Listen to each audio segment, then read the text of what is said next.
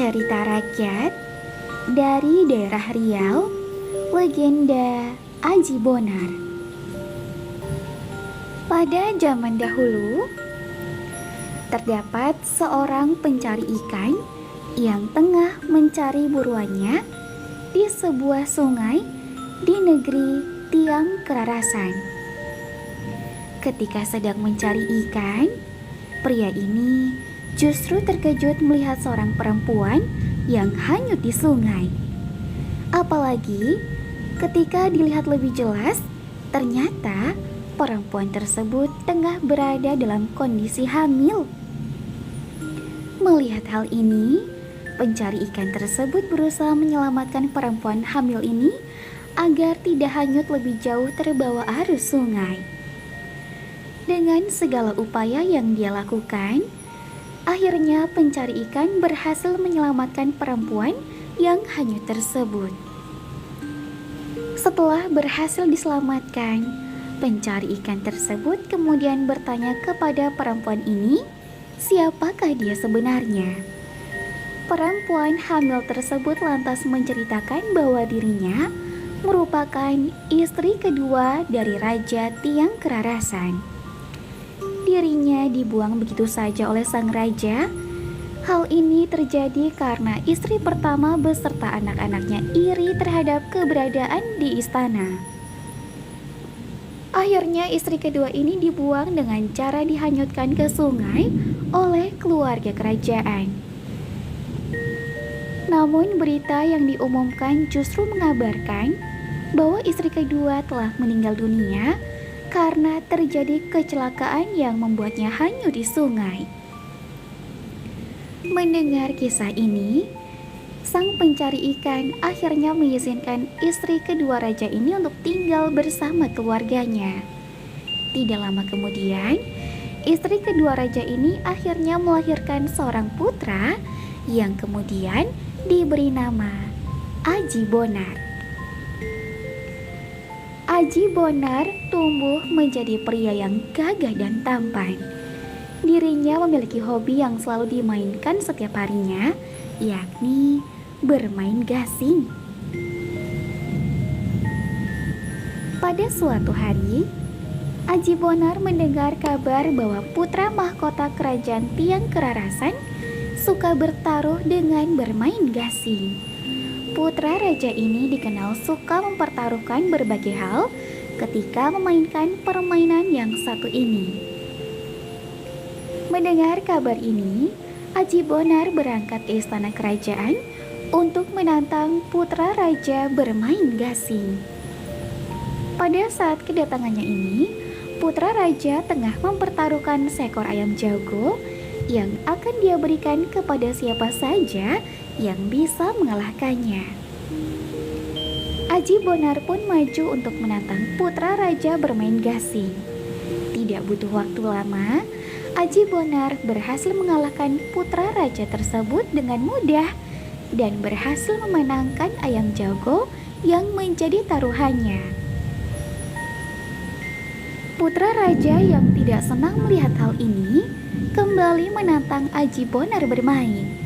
Dia pun mulai mempertaruhkan berbagai hal yang dia miliki, dari benda-benda kecil hingga sebuah rumah dengan seisinya. Akan tetapi, Aji Bonar tetap bisa memenangkan semua permainan tersebut dan mendapatkan seluruh harta yang dipertaruhkan putra raja. Melihat hal ini, putra raja semakin penasaran untuk mengalahkan Aji Bonar dalam permainan gasing. Akhirnya putra raja pun menantang Aji Bonar untuk terakhir kalinya dengan taruhan yang sangat besar. Di hadapan rakyat yang ikut menyaksikan, putra raja mengumumkan bahwa dalam permainan terakhir ini, jika dia menang, maka Aji Bonar wajib mengembalikan semua harta yang sudah dia menangkan. Sebaliknya, jika Aji Bonar memenangkan permainan, maka dia akan menyerahkan tahta kerajaan kepada dirinya.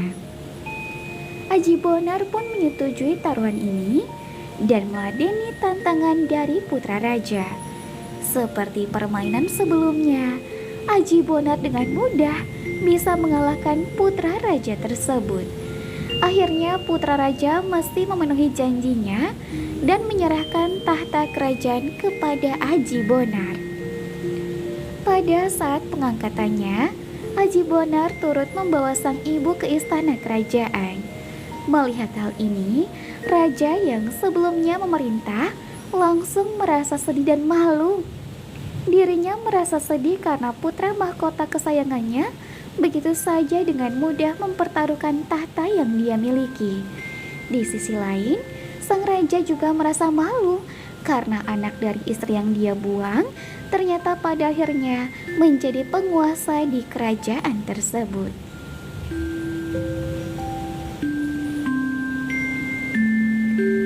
Demikianlah cerita rakyat dari daerah Riau, legenda Aji Bonar. Cerita rakyat dari daerah Riau, legenda Si Lancang. Pada zaman dahulu kala, di daerah Kampar, hiduplah si Lancang dengan ibunya. Mereka hidup sangat miskin, dan mereka berdua bekerja sebagai buruh tani. Untuk memperbaiki kehidupan, si Lancang bermaksud untuk merantau. Si Lancang pun berpamitan kepada ibu dan guru ngajinya. Ibunya berpesan agar di rantau, si Lancang selalu ingat pada ibu dan kampung halamannya. Ibunya juga berpesan agar jangan sampai menjadi anak yang durhaka. Si Lancang pun berjanji kepada ibunya. Sang ibu sampai terharu saat si Lancang menyembah lututnya untuk meminta berkah. Ibu si Lancang membekali sebungkus lumping dodak, kue kesukaan si Lancang. Setelah bertahun-tahun merantau, si Lancang mencapai kesuksesannya. Ia menjadi saudagar kaya raya yang memiliki berpuluh-puluh kapal dagang. Menurut kabar, ia juga memiliki 7 istri. Mereka semua berasal dari keluarga saudagar yang kaya raya. Sementara ibunya masih tinggal di Kampar dalam keadaan sangat miskin. Pada suatu hari, si Lancang berlayar ke Andalas. Dalam perlayarannya itu, ia membawa ke-7 istrinya. Si Lancang juga membawa perbekalan mewah dan alat-alat hiburan berupa musik. Sampai di Kampar, alat musik dibunyikan dengan suara yang sangat riuh. Si Lancang juga menggelar sutra dan aneka perhiasan dari emas dan perak untuk memberikan kesan kemewahan yang dimilikinya. Berita kedatangan si Lancang terdengar oleh ibunya. Dengan perasaan haru, ia bergegas menyambut kedatangan anak satu-satunya. Karena miskin, ibu si Lancang hanya mengenakan kain selendang tua, sarung usang, dan kebaya penuh tambalan. Kemudian ia memberanikan diri naik ke geladak kapal selancar yang mewah itu. Namun, orang-orang di dalam kapal malah berusaha mengusir ibu si Lancang dan tidak mempercayai bahwa wanita berpakaian compang-camping itu adalah ibu si Lancang, saudagar kaya raya. Namun begitu, ibu si Lancang juga tetap tidak mau beranjak. Kegaduhan tersebut menarik perhatian si Lancang. Ia datang diiringi oleh ke-7 istrinya. Si Lancang terkejut melihat perempuan yang akan diusir itu adalah ibunya. Melihat si Lancang, ibunya meluapkan rasa rindunya. Namun sapaan penuh kerinduan itu di tepi si Lancang. Ia menyanggah bahwa perempuan itu adalah ibunya. Bahkan, ia meminta orang-orang di kapal untuk mengusir ibunya. Ibu si Lancang itu akhirnya pulang dengan perasaan hancur. Sampai di rumah, ia mengambil pusaka miliknya. Pusaka itu adalah lesung penumbuk padi dan sebuah nyiru. Sambil terus berdoa, Lesung itu diputar-putar dan dikibas-kibas niru pusakanya. Ia pun berkata, "Ya Tuhan, hukumlah si anak durhaka itu."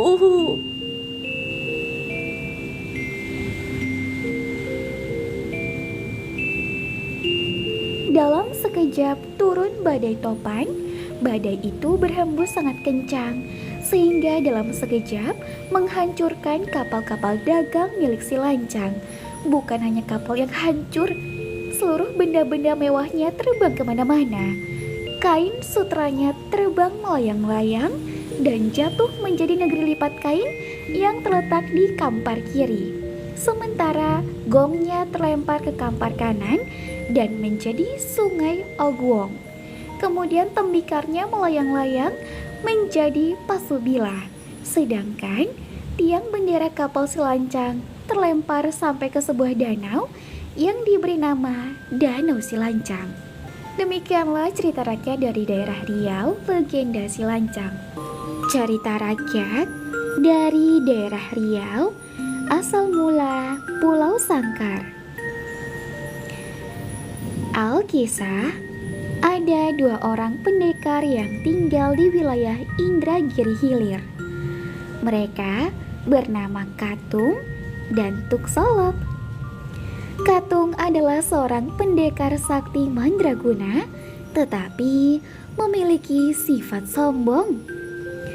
Hidupnya sangat mewah dan berkecukupan berkat usahanya menyabung ayam serta iuran dari murid-murid yang belajar bela diri padanya. Katung memiliki seorang adik angkat yang cantik jelita bernama Suri. Dia anak dari lawan mainnya dalam menyabung ayam yang kalah dan terpaksa menitipkan anaknya pada Katung karena telah mempertaruhkan dirinya sendiri. Ayah Suri kemudian diasingkan ke tengah hutan.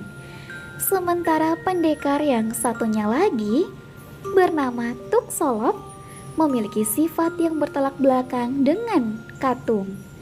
Dia seorang pendekar yang ramah dan tidak sombong sehingga disukai banyak orang. Tuksolop pernah membuka sebuah perguruan bela diri di rumahnya di pinggir pantai Solop. Namun karena semakin sedikit orang yang datang berguru dan sebagian muridnya bahkan ada yang beralih berguru ke Katung, dia pun memutuskan pergi mencari tempat yang baru. Dia merasa kalah bersaing dengan Katung dalam hal mencari murid. Beberapa bulan setelah Tuksolop pergi, datanglah seorang pengembara bernama Bujang Kelana ke rumah Tuksolop. Tujuannya adalah hendak berguru kepada pendekar itu. Namun, karena Tuksolop sudah tidak bermukim lagi di situ, maka yang didapatinya hanyalah sebuah padepokan kosong dan terlantar. Kecewa dan sekaligus lelah karena usahanya sia-sia, Bujang Kelana hanya duduk termenung di teras rumah sambil memikirkan rencana apa yang akan dibuatnya selanjutnya. Tidak berapa lama dia beristirahat di teras rumah Tuksolop, melintaslah Suri hendak kembali ke rumahnya. Mereka pun lalu berkenalan dan berbincang-bincang seputar maksud dan tujuan. Setelah mendapat penjelasan dari Bujang Kelana, tanpa basa-basi, Suri menceritakan bahwa Tuksolop telah pergi meninggalkan padepokan semenjak murid-muridnya beralih guru ke pendekar Katung. Penasaran akan penuturan Suri, Bujang Kelana lalu mendesaknya agar menceritakan siapakah gerangan pendekar Katung itu. Suri tidak langsung menjawab dan hanya terdiam sambil memandang ke sekeliling seolah-olah takut bila ada orang yang sedang mengawasinya. Kemudian dia berbisik lirih bahwa bila ingin mengetahui siapa pendekar Katung, Bujang Kelana harus menemuinya lagi di tempat ini esok hari. Setelah itu, dia bergegas pergi meninggalkan Bujang Kelana. Setelah sore berlalu, muncullah seorang kakek buta yang dari tadi bersembunyi di balik semak belukar. Sang kakek datang menghampiri Bujang Kelana dan memperkenalkan diri sebagai Datuk Buta. Dan sama seperti Suri, sambil memandang sekeliling, dia berbisik pada Bujang Kelana bahwa Katung merupakan pendekar beraliran hitam. Namun, sebelum Datuk Buta lebih jauh menceritakan jati diri pendekar Katung, tiba-tiba dirinya mendengar suara yang mencurigakan. Datuk Buta pun segera pamit dan berlalu menuju semak belukar lagi. Beberapa jam setelah Datuk Buta pergi, Suri datang lagi dengan berlari tergopoh-gopoh menemui Bujang Kelana. Dalam keadaan panik, dia meminta Bujang Kelana membawanya pergi ke suatu tempat tersembunyi. Dia akan menjelaskan alasannya bila mereka telah berada di tempat yang aman. Mendengar permintaan itu, Bujang Kelana yang memang tertarik akan kemolekan Suri tanpa membantah langsung membawanya ke tengah hutan.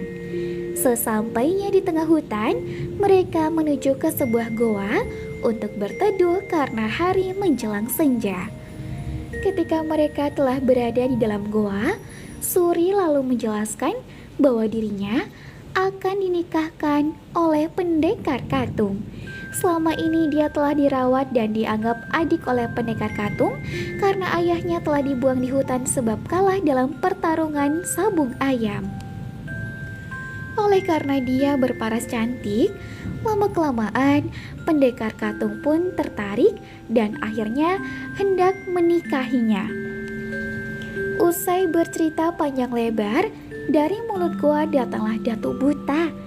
Sambil berjalan perlahan, dia menghampiri Bujang Kelana dan Suri. Di hadapan mereka, Datuk Buta menyatakan bahwa orang yang dibuang karena kalah bersabung ayam adalah dirinya.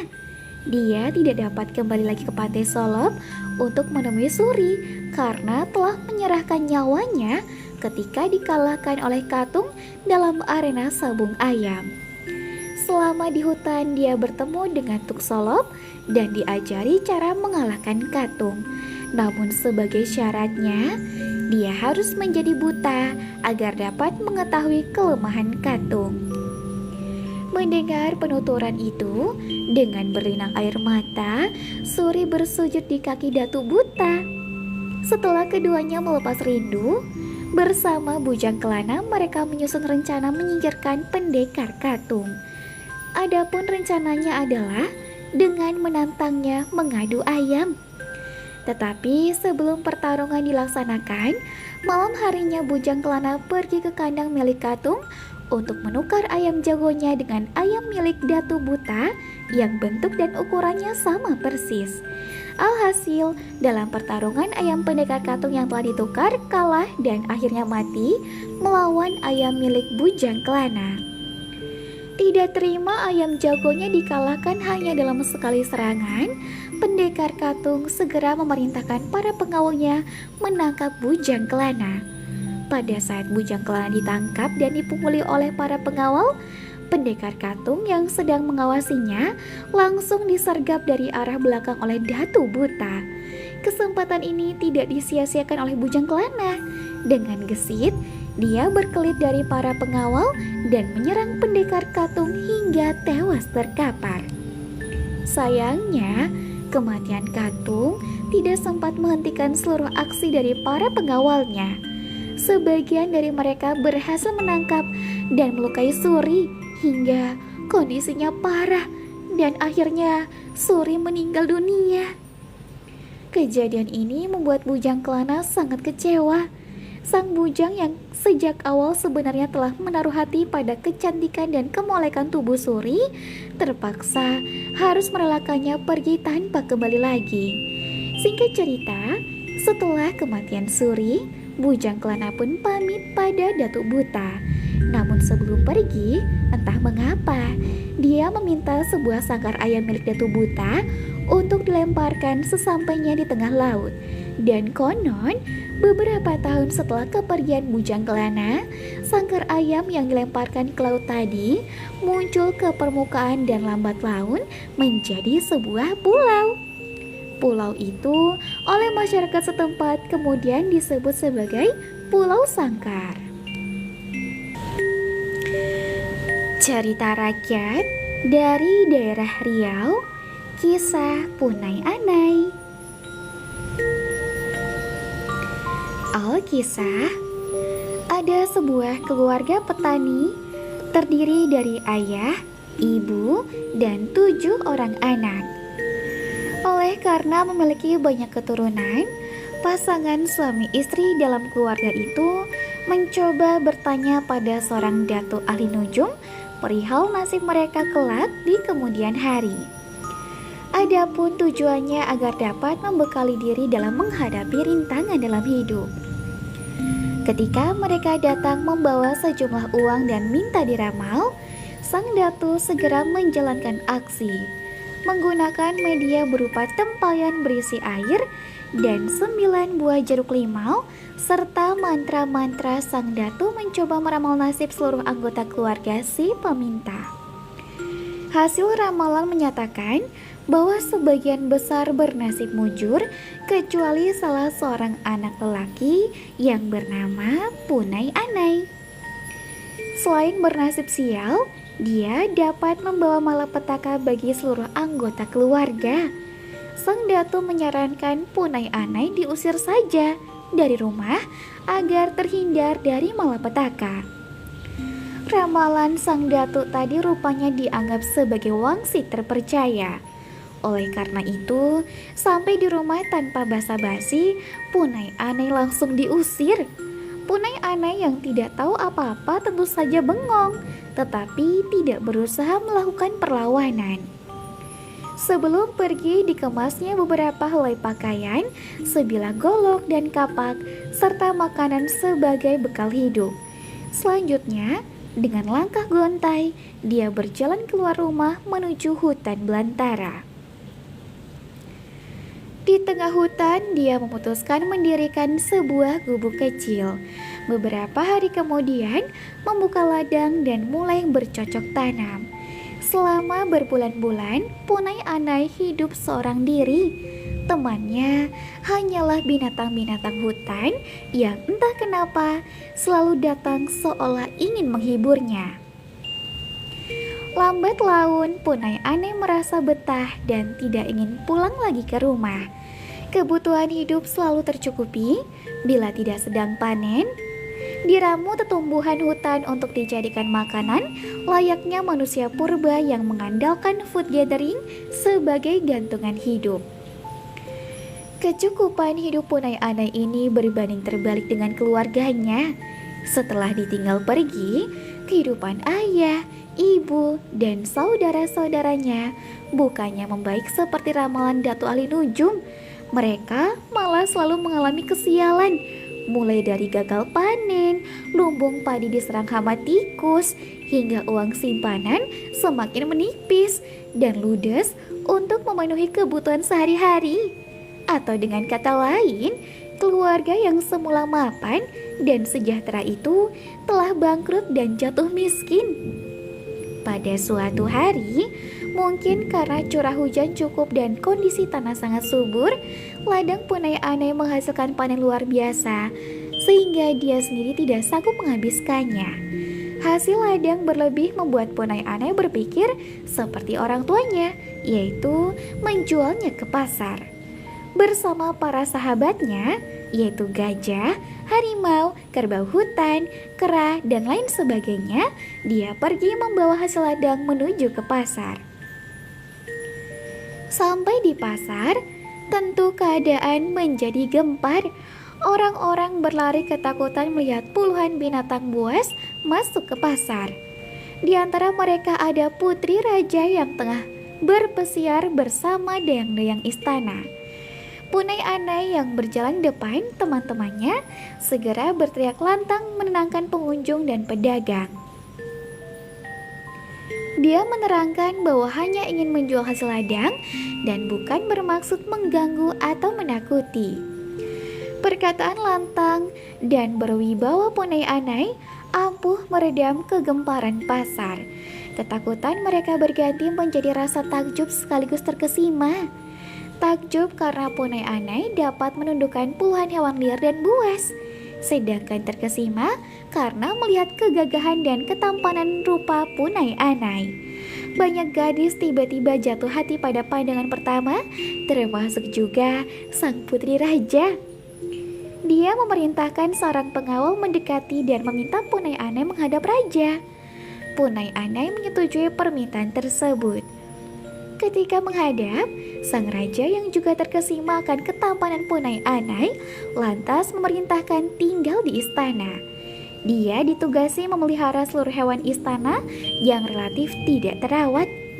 Untuk tempat tinggal, dibuatkan sebuah pondok kecil terletak tidak jauh dari kandang agar senantiasa dapat mengawasi hewan-hewan kesayangan raja. Seiring waktu, karena rajin dan telaten, seluruh hewan istana terawat dengan baik. Bahkan banyak yang berhasil berkembang, sehingga sebagian dilepaskan kembali ke alam liar. Pada saat Punai Anai bekerja di kandang, seringkali putri raja datang menjenguk dengan alasan ingin melihat hewan kesayangan. Frekuensi pertemuan yang lumayan kerap membuat benih-benih cinta mulai tumbuh di hati mereka. Tetapi Punai Anai tidak berani mengungkapkan karena terbentur status bangsawan dengan orang kebanyakan. Ketidakberanian Punai Anai ternyata diendus oleh Permaisuri. Sebagai orang tua yang telah berpengalaman, dia tahu bahwa terdapat benih-benih cinta di antara Punai Anai dan putrinya. Dia lalu memberitahukan pada sang raja. Dan di luar dugaan, raja memaklumi dengan sangat bijak. Agar tidak berlarut-larut dan menjurus ke arah maksiat, raja memanggil Punai Anai dan menanyakan kesanggupannya bila dinikahkan dengan putri raja. Bak tertimpa durian runtuh, Punai Anai langsung menyatakan kesanggupannya. Singkat cerita, pernikahan dilaksanakan secara besar-besaran selama 7 hari 7 malam. Seluruh rakyat diundang memeriahkan pernikahan putri semata wayang sang raja. Turut juga hadir para pembesar dari kerajaan-kerajaan tetangga. Mereka memberikan berbagai macam hadiah sebagai ungkapan sukacita. Tak lama berselang, raja wafat dan secara otomatis Punai Anai menggantikan kedudukannya. Selaku raja, Punai Anai memerintah dengan arif dan bijaksana. Rakyat menjadi makmur dan sejahtera. Mereka hidup rukun dan harmonis dalam sebuah jalinan kebersamaan. Hubungan dengan kerajaan-kerajaan tetangga juga terjalin dengan baik, sehingga stabilitas politik dan keamanan terkendali. Walau telah menjadi raja, Punai Anai ternyata tidak pernah melupakan orang tua dan saudara-saudara kandungnya. Dia telah memaafkan kedua orang tua yang tega mengusir hanya karena ramalan asal-asalan sang datu ahli nujum. Dengan rendah hati, dia datang menjenguk dan mengajak tinggal di istana. Mereka pun hidup bahagia. Demikianlah cerita rakyat dari daerah Riau, kisah Punai Anai. Janganlah percaya dengan ramalan, karena ramalan itu kebanyakan salah dan menyesatkan. Tukang ramal atau ahli nujum itu tidak mengetahui apa yang akan terjadi di kemudian hari, karena semua itu hanya Tuhan saja yang mengetahuinya. Janganlah mendahului kehendak Tuhan. Kisah Pinocchio, si boneka kayu. Pada zaman dahulu, hiduplah seorang pria tua bernama Kakek Gepeto. Ia hidup sendiri dan bekerja sebagai pengukir kayu untuk mendapatkan uang. Pada suatu hari, Gepeto ingin mengukir sebuah boneka kayu laki-laki yang diberi nama Pinocchio. Ia lalu berandai-andai bahwa boneka itu hidup dan menjadi anak laki-laki yang bisa menemani hidupnya. Kakek Gepeto tidak tahu bahwa kayu yang digunakannya untuk mengukir Pinocchio adalah kayu ajaib. Ia juga tidak sadar bahwa perkataannya itu didengar oleh seorang peri. Saat boneka itu selesai dibuat, Kakek Gepeto meletakkannya di atas tempat tidur. Sang peri pun menggunakan kekuatannya untuk menghidupkan Pinocchio. Boneka kayu. Saat pagi datang, kau bisa berjalan dan bicara seperti anak-anak yang lain. Suatu hari, kamu bisa membuktikan bahwa kamu nyata dan benar-benar seorang anak laki-laki, kata si peri itu. Tiba-tiba mata Pinocchio terbuka. Saat itu, peri lalu mengatakan syarat agar Pinocchio bisa menjadi anak laki-laki yang sesungguhnya. Satu hal yang penting, kau harus bertemu dan bicara dengan seekor jangkrik. Dia akan berada di dekatmu dan membantumu mengambil keputusan yang tepat dalam hidup, ujar peri itu lalu pergi. Keesokan pagi, kakek Geppetto begitu terkejut karena melihat boneka yang dibuatnya bergerak. Boneka itu bahkan bisa bicara dan memanggilnya ayah. Oh, ada apa ini? Kenapa anggota tubuhnya mulai bergerak? Kau juga bisa bicara? Iya, aku putramu. Ini aku, Pinocchio. Jawab si Pinocchio. Sebelum kakek Geppetto kembali bicara, Pinocchio lalu berdiri dan langsung berlari keluar dari rumah kakek Geppetto. Kakek Geppetto lalu mengejar Pinocchio yang berlari kencang. Orang-orang di jalanan yang melihat boneka hidup itu hanya bisa tertawa. Pinocchio, ayolah kita pulang. Berhenti berlari. Pinocchio semakin nakal dan tidak mau menuruti perintah kakek Geppetto. Ia lalu berbaring di jalanan sambil tertawa.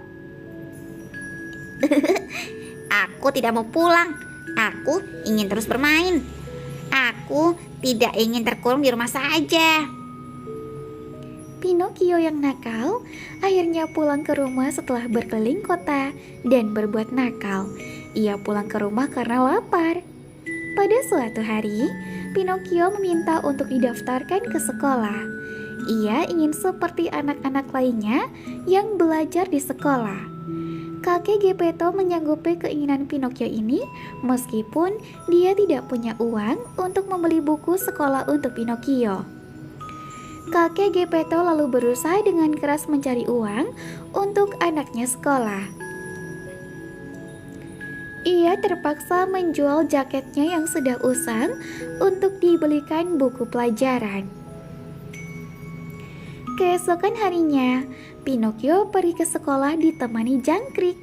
Dalam perjalanan ke sekolah, dia mendengar suara musik dan ternyata sedang ada pertunjukan boneka. Untuk bisa membeli tiket pertunjukan, Pinocchio menjual buku sekolah yang dibelikan kakek Geppetto. Sebelum menjualnya, dia telah diperingatkan jangkrik untuk tidak melakukan perbuatan itu. Pinocchio tidak mau mendengar dan malah menyembunyikan jangkrik di balik topi agar tidak mengganggunya. Selama pertunjukan, Pinocchio diajak naik ke panggung. Pinocchio berhasil membuat pertunjukan itu meriah karena dia adalah boneka hidup yang tidak digerakkan oleh manusia. Sayangnya, Pinocchio justru terjebak dan ingin dimanfaatkan pemilik pertunjukan. Ia dikurung di dalam kandang bersama jangkrik di balik topinya.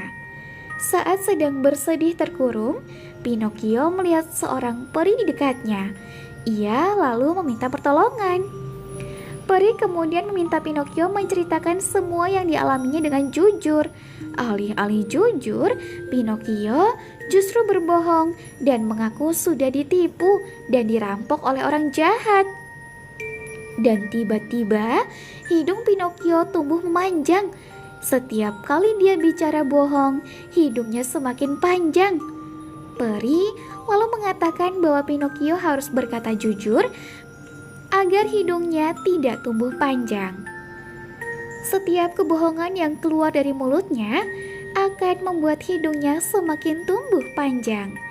Pinocchio akhirnya bercerita dengan jujur.